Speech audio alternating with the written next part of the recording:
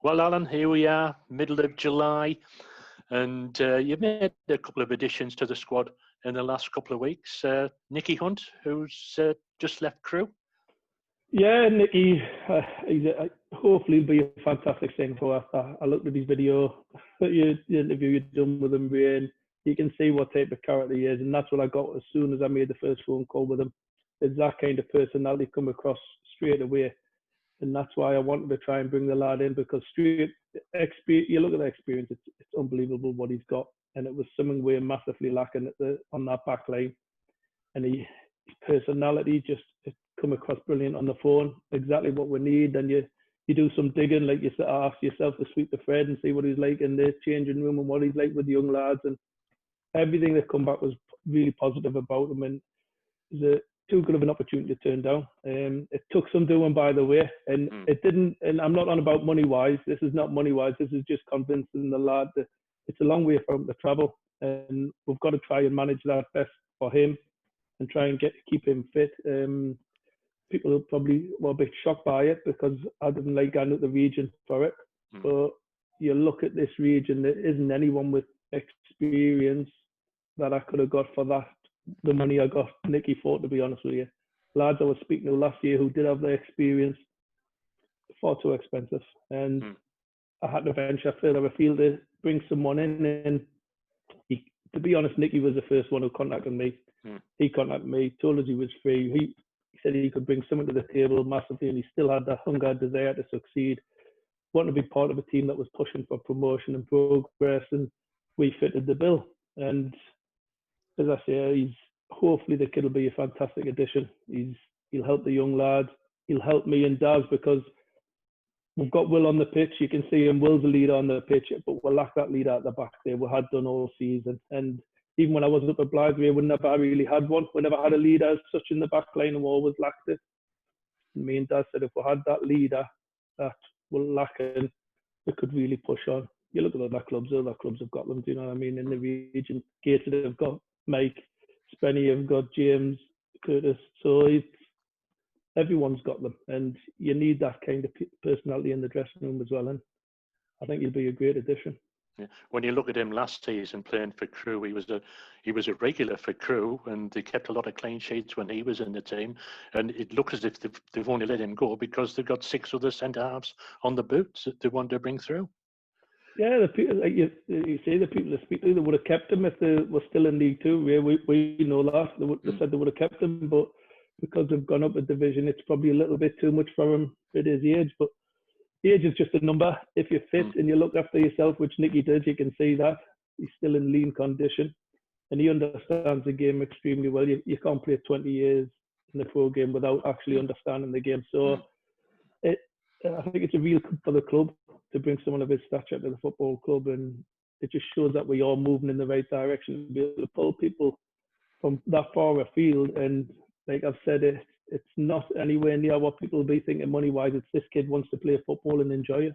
Yeah, he looks as if he's going to be a very good contribution to the squad. Now, Luke Charman, who you've signed in from Newcastle, he's not played for the first team, but he was very, very close to it, and he was a regular scorer for the academy and the under-21 teams. Yeah, I've followed Luke for the last year. I've seen that he went to Accrington the year before May Young'un went to Accrington, and they said there was very similar players. And I watched him last year a couple of times, and he's a lot more physical. He doesn't really put himself about as much as he should do. Something that I've had a chat to him about, and what he needs to learn and how he needs to progress if he wants to get back into the Football League. Which he has attributes. He certainly has attributes, and we need someone like that. Obviously, we did want an experienced centre forward, but at the end of the day, money comes into it again.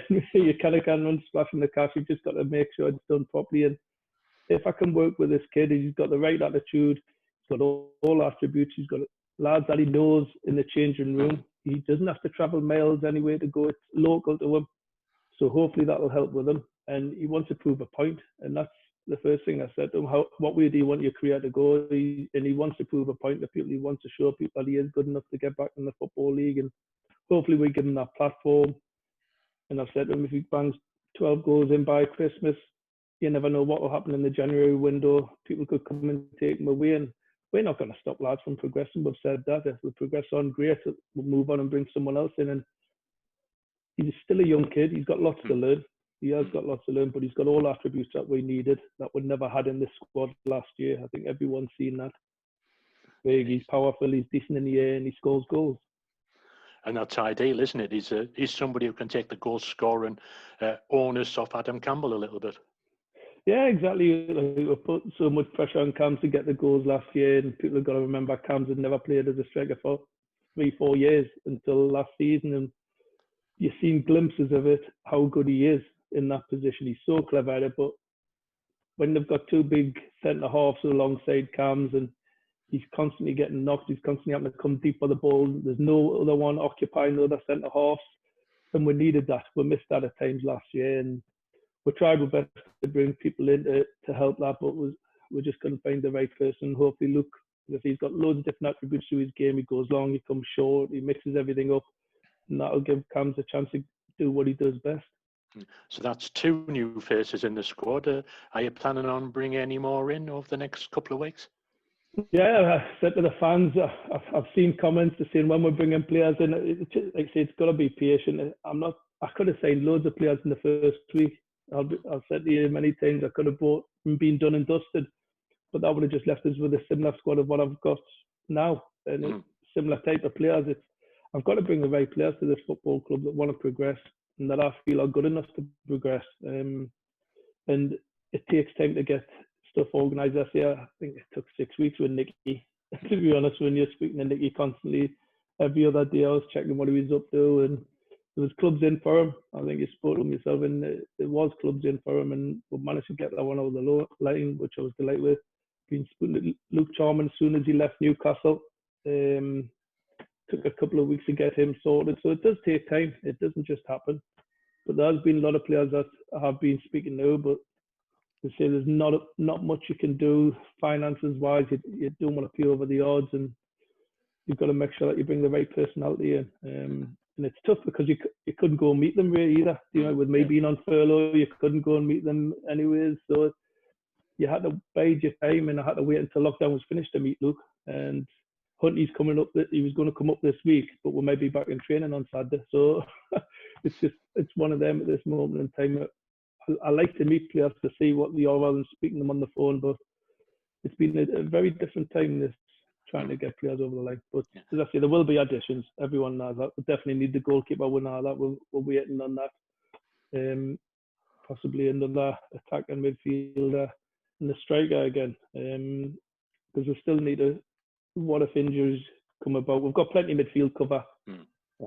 People might say, what about the right back? And David Atkinson is basically one of the best right backs in the league, to be honest with you, when he's fully fit. And Ben Headley's done fantastic for us, even though in reality he's a midfielder. David Atkinson is probably the best defensively one-on-one defender that I've worked with during my management career. So if we can get him firing Aki on that right-hand side and then give Ben the allowance to go and play back in the midfield, we've got loads of options now. Yeah, you mentioned training there. It'll be the first training session, should it go ahead, on Saturday. But at the moment, there's still no real clear start to the season, is there? Because we've got to jump through hoops as far as the COVID legislation is, and as yet we still can't arrange friendlies according to the FA's latest directive. So it's in terms of planning stuff week on week, it must be difficult for you because you don't know what the end date is yet. A nightmare, it really is, and everyone's in the same boat. And some clubs have got the players back already. That some have had them back for a good while, but I've spoken to a lot, and there's no point in bringing them back too early because by the time they're going to be so bored by the time the season starts, they'll just be sick of running because you can't play any games, non-contact and stuff like that.